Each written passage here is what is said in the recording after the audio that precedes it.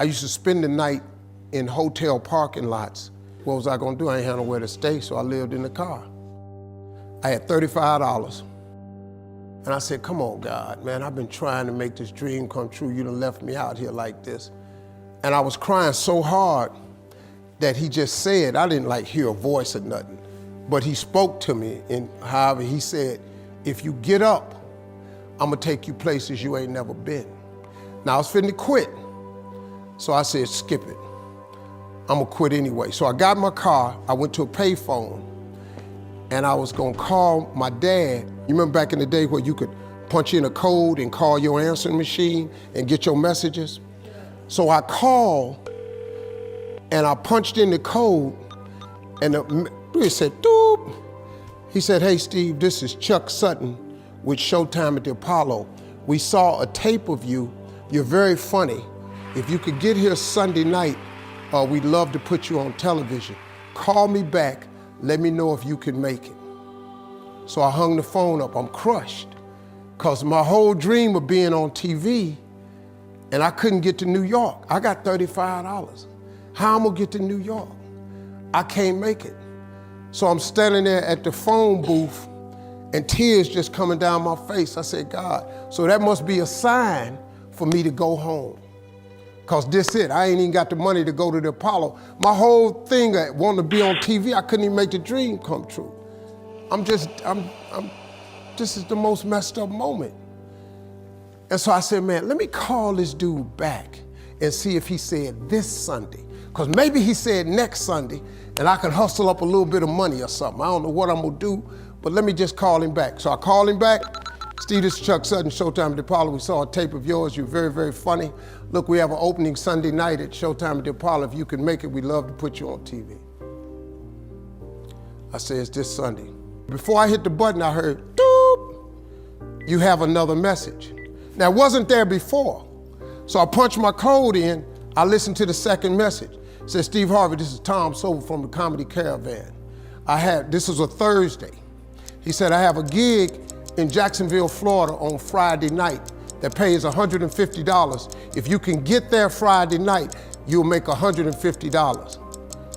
So I called him back and I said, hey Tom, did you get a gig away? He said, no, it's still available. He said, can you get there? I said, I'm in Pensacola, Florida. I'm 3.5 hours away. So I drive to Jacksonville, Florida, and that night I made the 150. The club owner said, man, you funnier than the guy we hired. If you stay tomorrow night, I'm gonna give you another $150. So now I got $300 now. So I get on the phone, I call Chuck Sutton. I say, hey man, is the gig still available at Showtime at the Apollo? He said, yeah, we got one opening left. I said, I'll be there. So I called Eastern Airlines, who used to be open back then. They had a special for $99 going from Jacksonville, Florida to New York round trip. So I parked my car at the airport. I got it.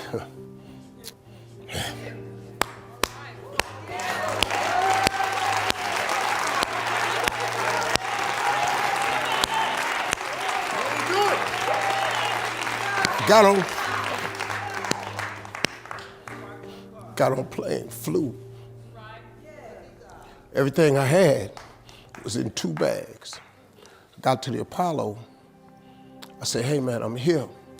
I got there at 11 o'clock in the morning. He said, you can't stay here because you don't come on to the late show tonight. I said, man, I ain't got nowhere to go.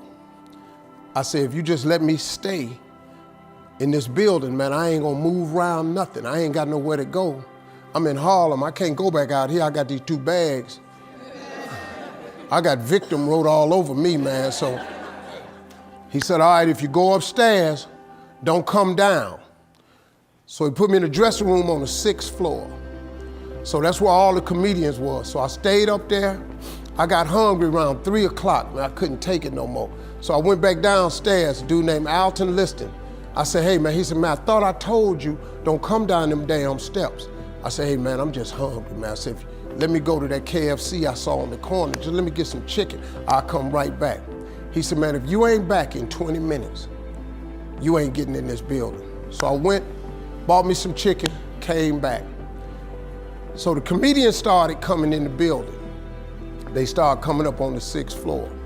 So I meet this guy named D.al Hughley.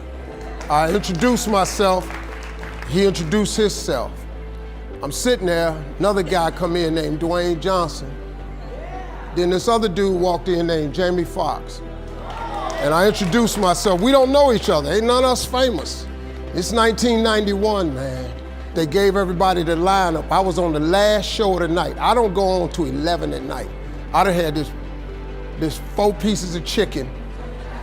I'm starving, man. That chicken done wore off. I'm nervous, man. I'm about to throw up. D.al Hughley went downstairs. D.al Hughley got booed off. Dwayne Johnson got booed off. Jamie Foxx went down there and got booed. They booed Jamie, then Jamie started singing. And then they started clapping. And Jamie had their ass, then he went back to them jokes, and they got his ass. So I'm walking down the steps and I see Jamie sitting on the steps. I said, hey man, hang in there. He said, man, that ain't never happened to me before, man. This is crazy. This Jamie Foxx, man, one of the most talented people in all of comedy. And now, you don't even know how nervous I am, man. I can't even, my breathing is shot because these dudes been booed. So I walk out, I had wrote this joke. Mike Tyson had got in a fight in Harlem with this heavyweight named Mitch Green. Mike Tyson had hit the dude in the eye in the store. Now he was on the news, his eye was swollen. So the joke I wrote was, they was interviewing Mitch Green and he was telling everybody what happened, but his eye took over the interview. And I wrote this joke that his eye started talking and was just, I tell you what happened. The heavyweight champ's fist is coming towards my face. I just said, Lord, Lord, Lord. And I wrote this whole joke about this dude's eyeball talking. And when the punch came, and all this here, the Apollo, man, they went crazy. They lost their mind. I got a standing ovation, man. I walked off stage, man, just started crying. I couldn't believe it. They paid me. I made $750 for being on TV for one night. I'd never made $750 telling jokes in one night. And so that was my first television appearance. A couple weeks later, Sinbad was the host of the show. He got this job on Different World. And so he quit. And so Mark Curry became the host. And then Mark Curry got hanging with Mr. Cooper and he quit. And they came to me and said, would you come back to New York and host amateur night for us to just try you out? Oh, ain't no problem. And so I went to New York, I hosted amateur night and I was killing. But every time we went to commercial break, I was supposed to let the warm-up act take over like Ruben does. But I knew not to let the warm-up act do that because he would change the attitude of the crowd because the Apollo was a wild place. So I stayed out there. I did the warm-up and the hosting. And I created a bond with that audience. And that's how I got on TV. It was my very first TV show. I hosted Showtime at the Apollo. I ended up being the longest running host in the history of Showtime. I did that show for 8 years. Nobody ever did it for 8 years. And that was my turn back moment. See, in your life, everybody has a turn back moment. You have a moment where you could go forward or you can give up. But the thing you have to keep in mind before you give up is that if you give up, the guarantee is it will never happen.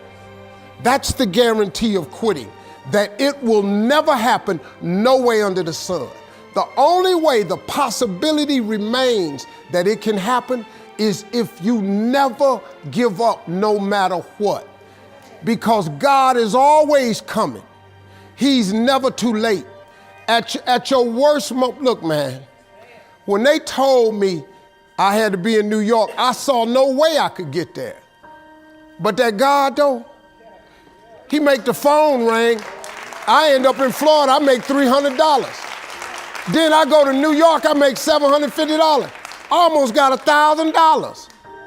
Out of nowhere. That's what happened to me. That was my moment of never giving up. That's when I first learned that faith was everything.